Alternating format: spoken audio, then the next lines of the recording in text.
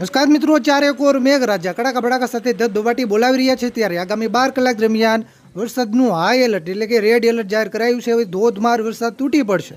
મિત્રો, આગામી 12 કલાક દરમિયાન કયા વિસ્તારોમાં ભારેથી ભારે વરસાદની મોટી આગાહી કરાઈ છે તેની વાત કરીશું. વિડીયોમાં તમે જૂનાગઢના ગિરનાર પર્વતના દ્રશ્યો જોઈ રહ્યા છો, જ્યાં મુશળધાર વરસાદ તૂટી પડ્યો છે. અતિભારે વરસાદના કારણે પગથિયા પરથી જોરદાર પાણીના ધોધ વહી રહ્યા છે. ગીર સોમનાથ જિલ્લામાં મુશળધાર વરસાદ છે. વેરાવળ, કોડીનાર, તળાજા, મહુવા, વાપી, તાપી, ડાંગ, રાજકોટ, જામજોધપુર, રાજુલા, અમરેલી, સાવરકુંડલા, અમદાવાદ, આણંદ, ખેડા, દાહોદ, પંચમહાલ, છોટાઉદેપુર, સાબરકાંઠા, મહેસાણા, ગાંધીનગર સહિત અનેક વિસ્તારોમાં મેઘરાજાએ તોફાની બેટિંગ કરી છે. મિત્રો, હવે આગામી 12 કલાક દરમિયાન કયા વિસ્તારોમાં વરસાદનું રેડ એલર્ટ જાહેર કરાયું છે તેની વાત કરીશું. પણ તે પહેલા આ વિડીયોને લાઈક કરવાનું ભૂલતા નહીં. આવી જ રીતે આખું ચોમાસું વરસાદના સમાચાર સૌથી પહેલા જોવા માટે આપણી આ ચેનલને ખાસ સબસ્ક્રાઇબ કરવાનું પણ ભૂલતા નહીં. તો મિત્રો, વિડીયોમાં તમે હવામાન વિભાગ તરફથી જાહેર કરાયેલો આગામી 12 કલાકનો વરસાદનો નકશો જોઈ રહ્યા છો. મિત્રો, આગામી 12 કલાક દરમિયાન પહેલા આપણે સૌરાષ્ટ્ર વિસ્તારોની વાત કરીએ તો સૌરાષ્ટ્રમાં ખાસ કરીને જામનગર અને દેવભૂમિ દ્વારકા જિલ્લામાં વરસાદનું રેડ એલર્ટ જાહેર કરાયું છે.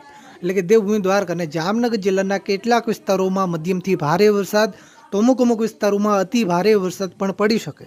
પોરબંદર, જૂનાગઢ અને ગીર સોમનાથ જિલ્લામાં ઓરેન્જ એલર્ટ છે. એટલે કે આ વિસ્તારોના પણ કેટલાક વિસ્તારોમાં મધ્યમથી ભારે વરસાદ, એકલ દોકલ ટૂંકા વિસ્તારોમાં અતિ ભારે વરસાદ પણ પડી શકે. સૌરાષ્ટ્રના જે બાકીના વિસ્તારો છે મોરબી, સુરેન્દ્રનગર, અમરેલી, બોટાદ, ભાવનગર અને રાજકોટ જિલ્લામાં યલો એલર્ટ છે. એટલે કે આ વિસ્તારોના પણ કેટલાક વિસ્તારોમાં સામાન્યથી મધ્યમ વરસાદ, અમુક વિસ્તારોમાં મધ્યમથી ભારે વરસાદ પણ પડી શકે.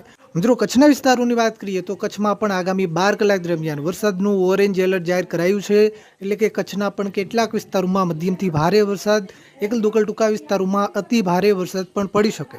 દક્ષિણ ગુજરાતી વિસ્તારોની વાત કરીએ તો મિત્રો, દક્ષિણ ગુજરાતમાં આગામી 12 કલાક દરમિયાન ખાસ કરીને સુરત, નવસારી, વલસાડ, તાપી અને ડાંગ જિલ્લામાં પણ ઓરેન્જ એલર્ટ છે. એટલે કે આ જિલ્લાઓના પણ કેટલાક વિસ્તારોમાં મધ્યમથી ભારે વરસાદ, અમુક વિસ્તારોમાં ભારેથી અતિ ભારે વરસાદ પણ પડી શકે. નર્મદા અને ભરૂચ જિલ્લામાં મધ્યમથી ભારે વરસાદની આગાહી કરાઈ છે.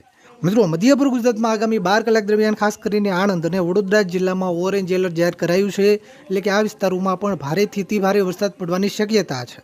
મહીસાગર, પંચમહાલ, દાહોદ, છોટાઉદેપુર, અમદાવાદ અને ખેડા જિલ્લામાં પણ યલો એલર્ટ છે. એટલે કે આ વિસ્તારોમાં સામાન્યથી મધ્યમ વરસાદ, અમુક વિસ્તારોમાં મધ્યમથી ભારે વરસાદ પણ પડી શકે.